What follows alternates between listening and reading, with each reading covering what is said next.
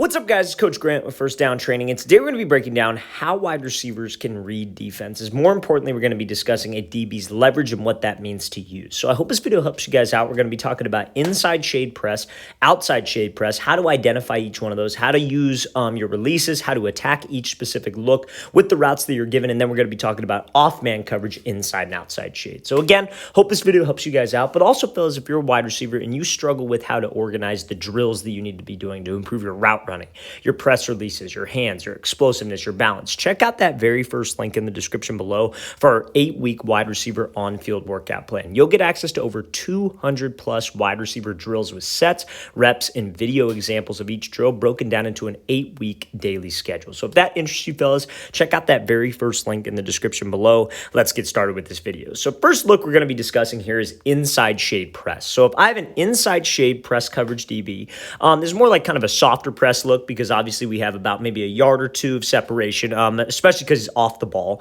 But inside shade, how do we know that he's inside shade? We get this question asked a lot like, hey, how do I know what a DB's leverage is? And it's based on where he's shaded. So this is inside leverage. So a good way to gauge it on film is by looking where the wide receiver is lined up. So the wide receiver is lined up in probably the middle of the numbers, right? He's not at the bottom. This would be the bottom, and he's not at the top. He's at the middle of the numbers. So we see the DB kind of shaded offset to the right. He's still kind of on the middle of the numbers, but he's closer to the top of the numbers than we are. So that's how we know that he's inside shade. So that means he has inside leverage. So what Bateman's going to be doing here is he's going to be running a dig. This is a common question we get asked. How would I run an inside breaking route at like 10 yards when this DB's hard inside shade and I can't get the inside release? And this is how you would do it. So I'm going to play at full speed. So he does a great job of attacking his leverage off the line and then slipping underneath, getting that DB to flip his hips and getting open. So main thing we got to understand when it comes to reading a DB is that if he's inside leverage, we already discussed how we can notice that he's inside shade or outside shade, or notice that he's inside leverage.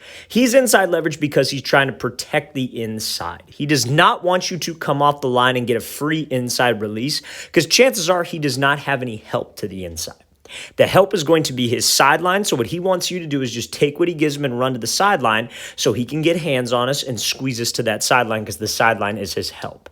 His whole goal is to squeeze us and get hands. And by squeeze, I mean when we try to release outside, he puts his hands right into my hip pretty much and leans into me all the way to the sideline. So off the line of scrimmage, I want to give him some kind of a release. I don't want to just take off and run. I want to give him a release and attack his leverage, quote unquote. So that's what Bateman does. You see how he gives this move off the line, this kind of like 4-step release, but he's attacking inside. He's threatening him to where the DB does not want us to go. And that will give him a free release. Now you might just ask me, well, if he's inside shade, why wouldn't I just run off and just go? That's where he wants, that's the free release anyways. That's the release I'm going to take anyways. And I just don't have to attack him. I could get off the ball fast. Because like we said, his whole goal, that's his help to the outside. He's going to get hands, he's going to squeeze you, and he's going to cut down the space that you have on the play.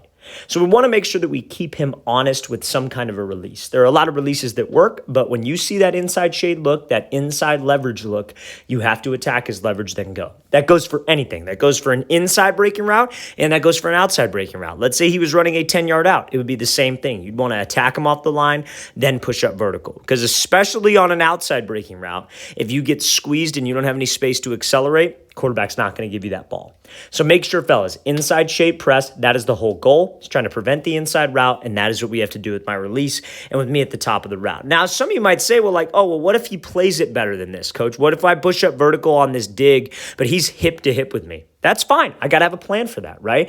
Obviously, my number one goal would be to what? Would be to restack. But if he's playing this thing hip to hip, kind of like how he is here, he's over the top, I could just slip underneath. I could just snap this thing off. Maybe if he's a little bit closer, I could throw him by and put my hand on his hip and then slip right back underneath and make a play. So you just got to make sure we have a plan, and you got to be comfortable doing different things at the top of the route, because the top of the route is how you get open, fellas.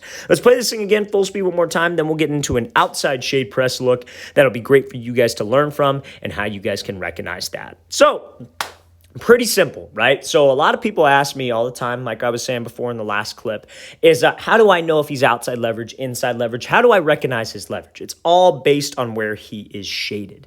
So again, wide receiver's right here in the middle. He's in the middle lane. DB is shaded to the left. So that means and that's outside. He's shaded outside.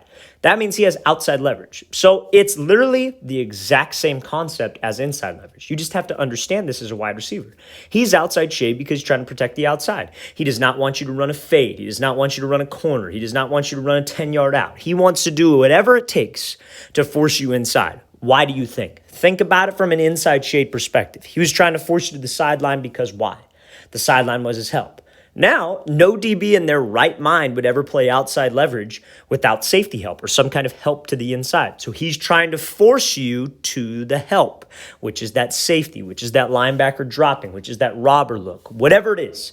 So that's what we have to know off the line. So we're watching this route. He's going to be running a corner. So based on this, what do you think he should do? Let's play at full speed. So he gives a little jab release to the outside, dips his shoulder, restacks, and then gives a move, and you see how much space he has to the outside.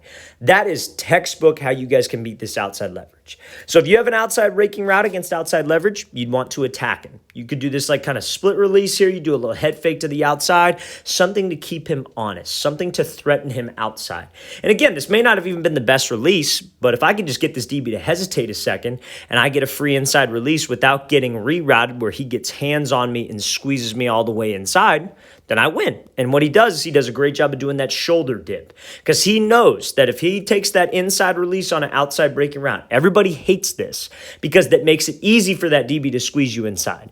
But if you work to restack, if you dip that shoulder and you stay on pretty much like a vertical line, if you will, obviously you're going to run a little bit to the inside, which is fine. But if you stay somewhat skinny, somewhat vertical, and you're able to restack, you know how much room that gives the QB to throw you open? A lot of people will disagree with this. A lot of people say, oh, outside breaking route, you always want to take an outside release. Not the case, because if you get walled all the way to that sideline and you got 3 yards to run a route, but hey, you took the outside release, that does nobody any good, and good luck getting a ball from the quarterback because he will not throw you that ball if you cut off this field space. You need to give him space to throw you open because especially in man coverage, he's taught to put the ball with some air. And if he's going to put it with air, he needs some space for you to go run. So do not force that release. Now, if it's outside shade press, again, we recognized how we know it's outside shade, what we should do.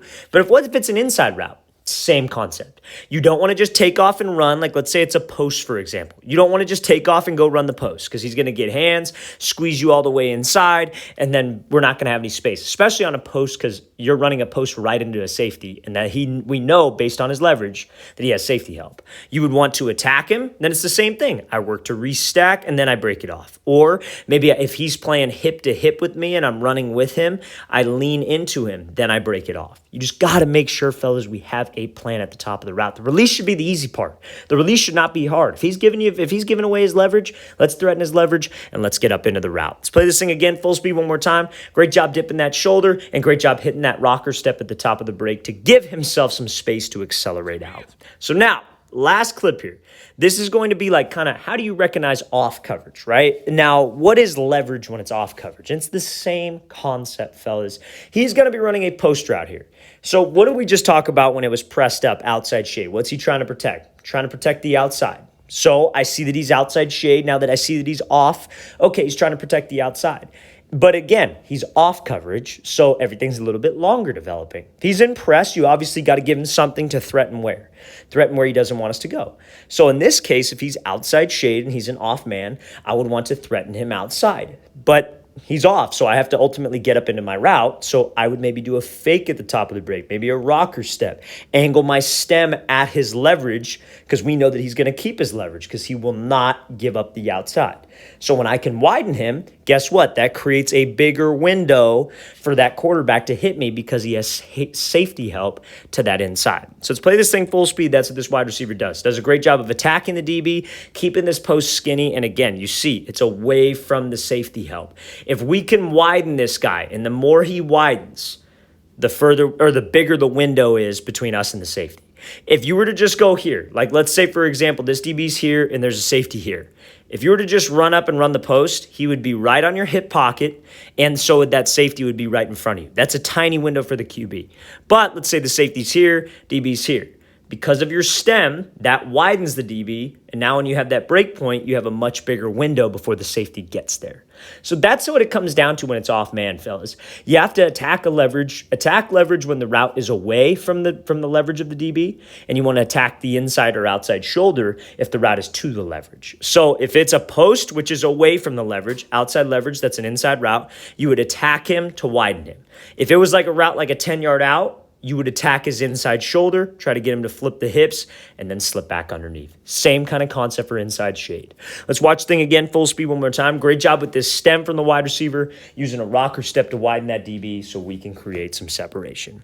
All right, fellas, I really want to thank you for watching. I really appreciate it. If you guys have any questions at all, don't hesitate to leave those in the comment section below. We always appreciate the feedback. It's always great to hear from you guys. And again, fellas, if you'd like an 8-week wide receiver workout, on-field workout plan, over 200 plus wide receiver drills, check out that very first link in the description below. I'll see you guys next time.